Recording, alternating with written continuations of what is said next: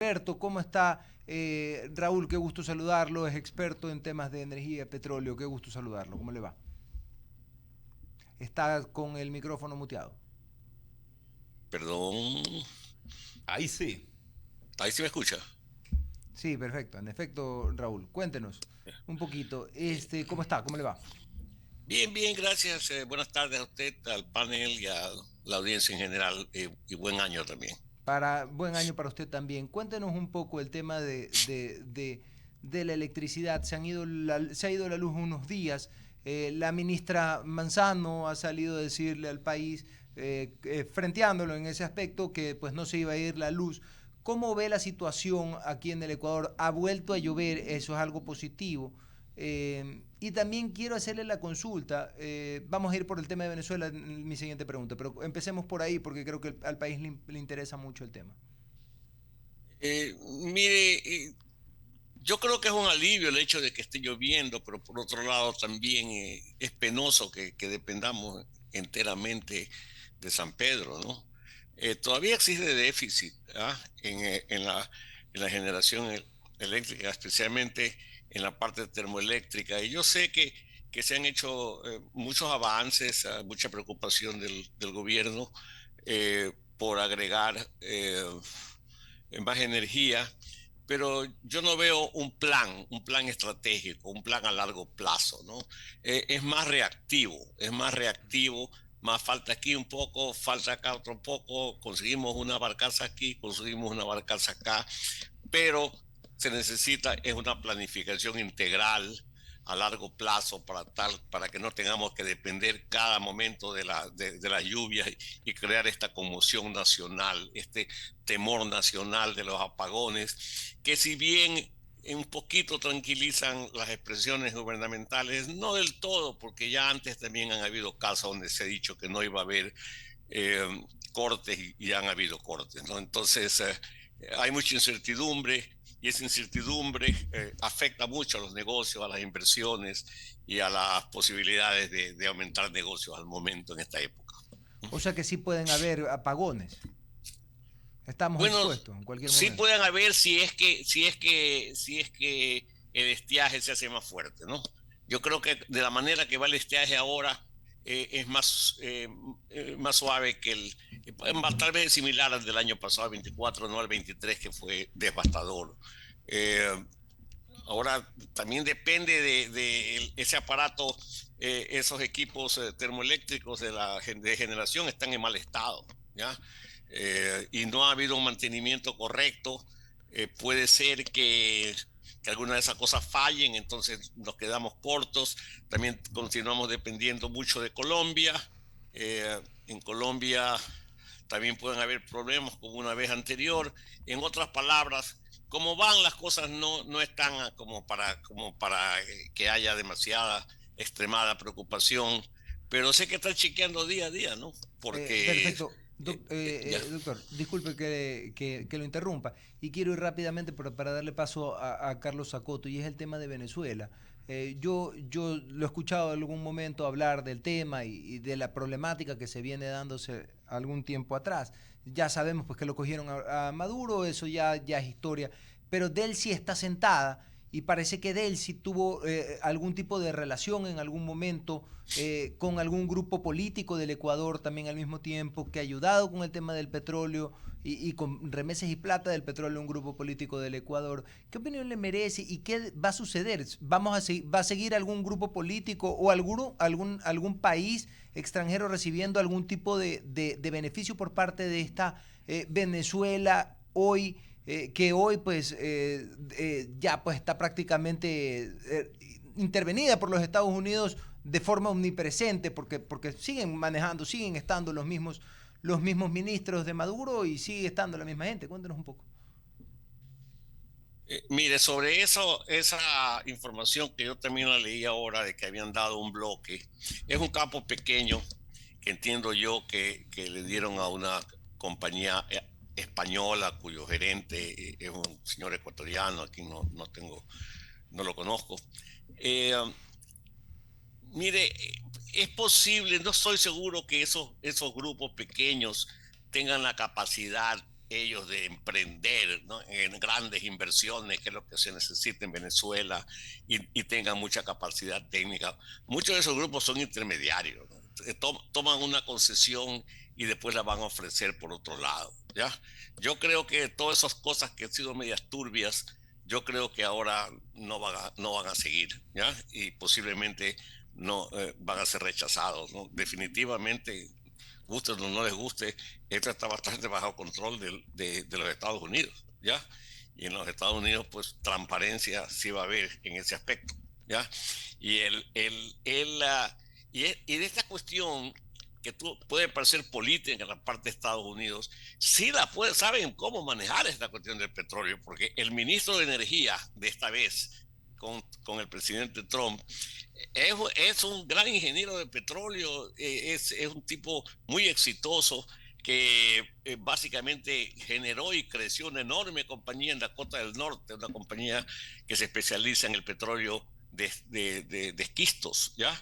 O sea que son gente muy conocedora del ambiente. Entonces, eso sí va a ser un gerenciamiento bastante técnico, bastante operativo de estos recursos en Venezuela. Bien, son exactamente las 5 de la tarde con 38 minutos. Está con nosotros a esta hora Raúl Ortiz San Martín, especialista petrolero. Pero justamente hay un detalle con la figura de Delcy Rodríguez, hoy presidenta encargada de Venezuela, y es que siendo vicepresidenta de Maduro, estaba también a cargo del Ministerio de Energía y Petróleo de Venezuela, y según especialistas, Estados Unidos la veía con buenos ojos en la medida en la que buscó al menos armar un andamiaje legal para abrirse al sector privado. Ella es la artífice en 2024 de la creación de los contratos de participación productiva, es decir, se abren a la empresa privada, cosa que en el régimen de Chávez hubiese sido simplemente un sacrilegio. Y dentro de todo, aún con el bloqueo, Venezuela produce 1 millón de barriles cada día, dicho sea de paso, ¿no? Con chavismo encima, el doble de lo que produce Ecuador. Entonces la ven al menos como alguien que puede moverse bien en el ámbito petrolero. Pero de las expectativas a la realidad, estimado, ¿cuáles son los problemas que afrontaría la industria privada petrolera en el momento de invertir sus capitales en Venezuela? Veías un poco un artículo que decía justamente que hay que aterrizar eso. El plan petrolero de Trump para Venezuela choca con la realidad. Esto lo recogen varios medios de comunicación. Riesgos legales, deudas y desconfianza empresarial. No se trata entonces de un tema que sea fácil. Mire, qué buena pregunta. Fácil no es. Ninguna operación petrolera fácil en el mundo no existe, ¿ya?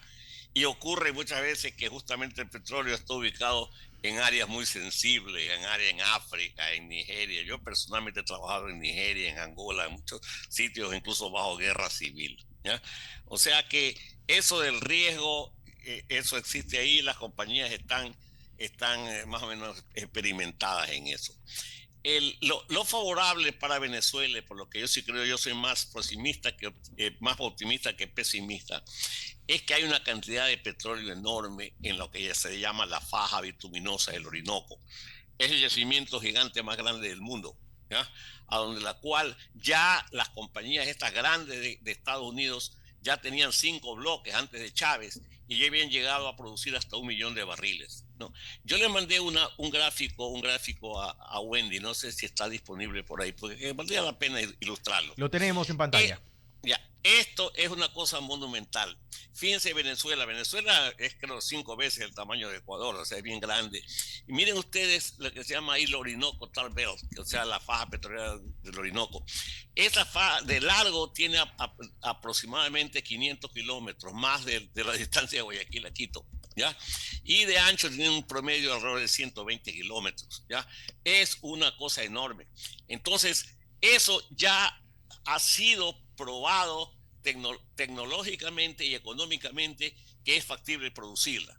Y de ese bloque gigantesco, una quinta parte de eso ya fue desarrollado por compañías como Texaco, en la cual yo trabajaba. Yo tuve que ver con esa negociación después que la tomó Chevron, Exxon, ConocoPhillips, British Petroleum, y Total Energies. Son compañías de altísimo nivel, o sea que ya tienen las instalaciones, ya se ha hecho. Entonces lo que estamos haciendo, lo que van a tener que hacer es reparar esos objetos, porque las compañías salieron hace como 16 años y deben haber daños fuertes en todas esas instalaciones, Cuando fueron pero no tienen que expropiadas. comenzar de... Perdón. Cuando fueron expropiadas por el gobierno de Chávez. Fueron expropiadas, sí, por eso fue hace unos 16 años en el gobierno de Chávez, ¿ya?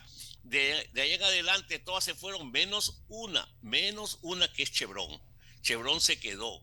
Chevron hizo negociaciones con el Estado y se quedó, aceptó que se le hayan cortado su participación en la mitad, pero se quedó, y como se quedó la premiaron y le dieron otros campos. Pero entonces, una de las cosas que más se preocupa siempre la gente es, ¿hay petróleo o no hay petróleo? ¿Hay riesgo de que haya o que no haya? La respuesta aquí sí hay, y hay hartísimo. Entonces, cuando estamos hablando de incertidumbre, la mayor incertidumbre en el negocio de petróleo es geológica. Okay. ¿Hay o no hay? ¿O hay suficiente o no hay suficiente? Aquí sí hay. Y están aquí las compañías gigantes. Y esas compañías gigantes es muy posible que regresen, tal vez no todas, porque de acuerdo al presidente Trump, ha dicho que les va a resarcir los pagos que no les hicieron, no les hizo Chávez. Y en algunos casos, como el caso de Conoco, por ejemplo, le deben 12 mil millones de dólares. Si pueden conseguir un contrato en la cual a Conoco se le va a pagar no solamente la participación en producción en base a la nueva inversión, sino a recuperar las inversiones anteriores, esas plazas que estaban casi perdidas, wow, es posiblemente el proyecto más interesante que puedan tener ellos en el mundo. Interesante perspectiva. Estamos dialogando a esta hora con Raúl Ortiz San Martín, especialista petrolero. Jorge Escobar continúa con la entrevista. Gracias, Carlos. ¿Cómo le va? Bienvenido al diálogo de la tarde. Un poco yo también quería volver al tema nacional en virtud de lo que sucedió hace poco con la Corte Constitucional y un pronunciamiento ante la posibilidad de que el sector privado pueda hacer inversiones en esa área después de lo que pasó acá en el año 2024. ¿Cuál es su criterio en función de estos pronunciamientos que no son nuevos cuando se busca una salida, una alternativa desde el máximo organismo de control constitucional y que al final pues tiene un criterio bastante singular, impidiendo así el ingreso fuerte del sector privado en un área que, como vemos, no ha tenido inversión pública precisamente por los problemas de flujo en la caja fiscal? Pues sí, mucho gusto. Mire, como todas estas cosas en Ecuador nunca son tan claras, ¿no? Lo que comienza al comienzo como una noticia grandota, después comienza a restringirse, ¿no? La primera cosa fue alarmante de que no se va a poder invertir, que ya la Corte Constitucional quitó esa capacidad, pero después la misma Corte Constitucional, incluso el mismo gobierno ha reconocido que quizás no es tan serio, ¿no? Que es uno de los textos que deben de ser reformados, que está diciendo que tal vez en unos casos especiales tal vez no se puede, pero que en general no es una cosa que va a quitar las inversiones, ¿ya? Al menos ese es el sentimiento del momento. Ahora yo diría otra cosa.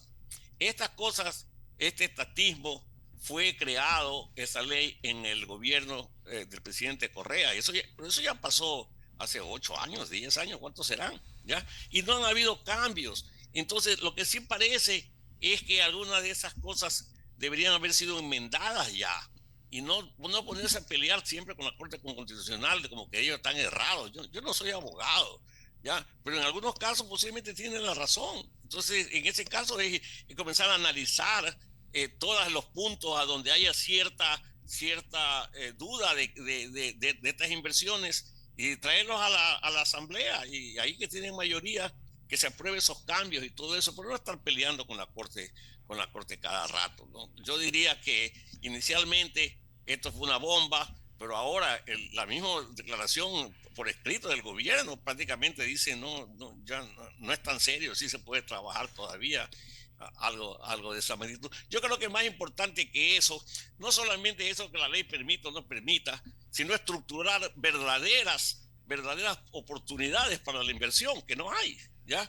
Entonces no es solamente que por más que por la ley le permita, las compañías van a venir a invertir. Por ejemplo, hay esas licitaciones que han habido de esas generadoras termoeléctricas a ciclo combinado, no sé si usted habrá oído, esos han fracasado. En la vez pasada fracasaron, no por la orden de la ley, sino porque no fueron bien estructuradas. Se habla de que eso va a operar con gas natural. Y le dice, aquí está, hágame una oferta, ¿cuánto va a ser? Pero no dicen de dónde va a salir el gas natural. Y gas natural no hay. Y por otro lado, no está haciendo casi nada para el desarrollo global de las oportunidades de gas natural en el Golfo de Guayaquil. Que esa es la mejor fuente para energía fija que podría ser una solución a esto. Entonces, yo creo que aquí lo que más hace falta planificación, más estructuración y experticia para armar verdaderos proyectos que sean de interés a los inversionistas de alto nivel, porque se necesitan cosas grandes, no cosas chiquitas, no cosas pequeñas nomás, cosas grandes. Y en eso usted antes me ha oído, yo soy uno de los que más defiendo la cuestión del gas natural.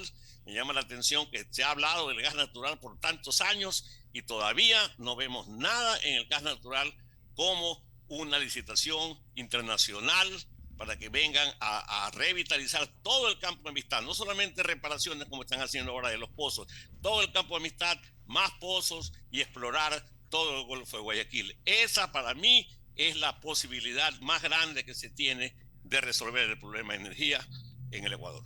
Claro, y quizás que la iniciativa no solo se enfoque en el sector eléctrico, porque las áreas estratégicas son amplias en el país. Tenemos también el petróleo y fíjese lo que ha sucedido en más de 40, 50 años de explotación. Petroecuador, con sus problemas no solamente de presidencia ejecutiva por la inestabilidad, sino también de falta de inversión. Lo que pasa con las plantas para el procesamiento de derivados, tanto en Libertad como en Esmeraldas y Shushufindi. Y en la práctica parecería que una buena alternativa podría ser la inversión privada, pero siempre y cuando se desbloquee lo constitucional y también jurídico, que es lo que hoy también tiene a esa empresa estatal en semejantes circunstancias. Bueno, estoy de acuerdo, pero de eso se ha venido hablando hace tiempo, pero nadie la desbloquea. No hay una propuesta en el Congreso de ver, de desbloqueemos esto, 1, 2, 3, 4 y 5. ¿Ya? Incluso en los referendos que se han pedido, algunas cosas se podían haber introducido ahí, por ejemplo, como el asunto del ITT, ¿no? Entonces vemos que mucho se habla, pero no se hace nada, pues, ¿ya? Entonces no es nomás una cuestión de desbloquear. Sí se puede hacer muchas cosas con lo que se está haciendo ahora, de la forma como está ahora, pero no se ve acción. No sé si ustedes la han visto, yo no he visto. Licitaciones se pueden hacer, ¿ya? Licitaciones sí se pueden hacer, ¿ok? Pero no armados. Se está tratando a veces de hacer acuerdos de Estado-Estado, de una compañía estatal con otra compañía estatal, como se hizo en el campo Sacha, y eso por último fracasó, y desde ahí no se ha hablado nunca más de eso, ni se ha abierto una licitación internacional. Aquí lo que se necesita hacer es armar unas buenas propuestas, porque son proyectos muy costosos y de alto nivel tecnológico, como la exploración, la recuperación secundaria, como el desarrollo del gas del Golfo. Se necesitan experticia, importar expertos para ayudar a armar un buen plan para poder ser promovido y para que tenga atención de los inversionistas. Y si en eso se encuentra que algunos obstáculos legales o lo que sea, bueno, trabajen si pueden esos los obstáculos, ¿ya? Llévenlo al Congreso, hagan los cambios, pero eso no se ha visto, no sé si ustedes lo han visto. Sí, seguimos con esas taras ideológicas que sepultan los intereses nacionales. Gracias, Alberto. Gracias, Raúl, qué gusto, ¿cómo le va? Oiga, definitivamente es que el problema que tenemos los ecuatorianos es que no podemos pues sentarnos a conversar entre nosotros. Una clase dirigente a veces soncita y a veces bobita. Lamentablemente ese es el gravísimo problema que hay acá en el Ecuador, porque esto es de conversar con los integrantes de la Corte Constitucional, Ejecutivo, Legislativo, y poder sacar adelante estas alternativas, porque seguimos hablando del mismo tema, ¿no? De estas trabas, de estos problemas que hay en el contexto constitucional y de todo aquello. Pero por ahí va el asunto. Permítame que Jorge Escobar me lo trae a Quito y yo lo quiero llevar nuevamente a Washington, porque precisamente todavía me resuena un poco lo de la reunión del viernes del presidente Donald Trump con los representantes de las compañías petroleras. Más allá de las publicaciones, porque a veces uno tiene que leer entre líneas. El New York Times el sábado decía que los inversionistas petroleros no se habían visto tan atraídos por los que les había dicho el presidente. Pero uno tiene que un poquito ahí sopesar. A ver, el Times a veces también se le carga al presidente Trump y todo es malo, ¿no? Ellos son un poquito como que tienen escuela ecuatoriana también, que le quieren poner pues las trabas a todo. Le pregunto, Raúl, justamente tomando en consideración que en la actualidad Venezuela solamente extrae menos de la cuarta parte de lo que producía hace unos 20 años. ¿Qué pasaría si precisamente con ese poder de convicción y el liderazgo que tiene Donald Trump no logra llevar adelante esta iniciativa, se logra replantear todas estas labores en materia de extracción, de producción allá en Venezuela? ¿Qué va a pasar en los mercados internacionales con esta nueva producción? Es algo que desde hace rato me lo vengo preguntando. Muy bien, Alberto. Mira, con respecto a lo de Trump, lo que ustedes vieron ahí es que Trump es un gran negociador. ¿Te acuerdas del libro El Art of the Deal? Claro. Pero estaba frente a 10 super negociadores, ¿ya? Que negocian por petróleo de campos y de licitaciones en todo el mundo, ¿no? Entonces ahí hay muchos jueguitos también, ¿no? El presidente, el chairman había muchos obviamente muy positivos. El único que estuvo medio reticente era el de Exxon, que dijo que... Exxon, ¿no? Exxon, sí, que dijo que no estoy seguro, que queremos invertir ahí, hay que hacer muchos cambios, hay mucho riesgo, pero a mí me parece que eso es parte de la negociación. Otras palabras, dame mejores términos. ¿No? Claro. No asumas que yo voy a invertir, es parte de la negociación. Pero ellos sí van a regresar porque usted los conoce, usted ha estado en esas ligas y sabe el nivel. Yo he estado, disculpa, yo fui gerente de nuevas inversiones para Texaco, para Latinoamérica. Claro. ¿Okay? ¿Ya? Y yo sé que yo también he jugado eso, pues porque nosotros nos pagan para que saquemos el máximo beneficio legal de la compañía. Pero Exxon tenía un bloque que estaba produciendo 200,000 barriles por día, ¿ya? Antes de que Chávez lo confisque. ¿Cómo no van a regresar, pues, a recuperar esas inversiones que hicieron ahí, ¿ya? Y el hecho de que el petróleo, obviamente tendrían que regresar a invertir, tienen que reparar las instalaciones que posiblemente están en mal estado, pero el petróleo está ahí, pues, ¿ya? Entonces, yo sí soy del lado de positivo, no va a ser tan fácil, claro. Va a tomar bastante tiempo, pero el petróleo está ahí. Eso es lo más importante. Y van a regresar. Claro, digo, ese es el elemento más importante, la cantidad de petróleo. Solamente recordarle a nuestra audiencia, a nuestros seguidores, que lo que denominamos, ¿no?, esta faja petrolífera del Orinoco está dividida, ¿no? Son 4 bloques, si mal no recuerdo, 4 bloques principales, ¿no? El Boyacá, el Junín, el Ayacucho y el Carabobo, ¿no? Que precisamente pues es la forma como, hablo de los principales, ¿no? Porque obviamente de ahí hay otras subdivisiones también, pero en todo caso tremendo. Solamente para tener claridad, cuando nosotros de alguna manera que queremos poner como ejemplo o visualizamos nuestros campos petroleros acá en el oriente, siempre vemos dónde están ubicados y qué tienen alrededor. En el caso de la faja del Orinoco, Raúl, básicamente, ¿qué tienen alrededor? Porque acá tenemos estas comunidades que a veces pues se levantan, piden el respeto por el tema conservacionista y hay este tirijala permanente que a veces trae complicaciones sociales. Mire, ese no ha sido problema en el Orinoco, donde yo estuve. Teníamos un bloque con Texaco, se llamaba el bloque Hamaca, ¿ya? Que fue uno de los primeros. No tuvimos ese problema. El problema ahí era más técnico, porque ese petróleo es muy pesado, ¿ya?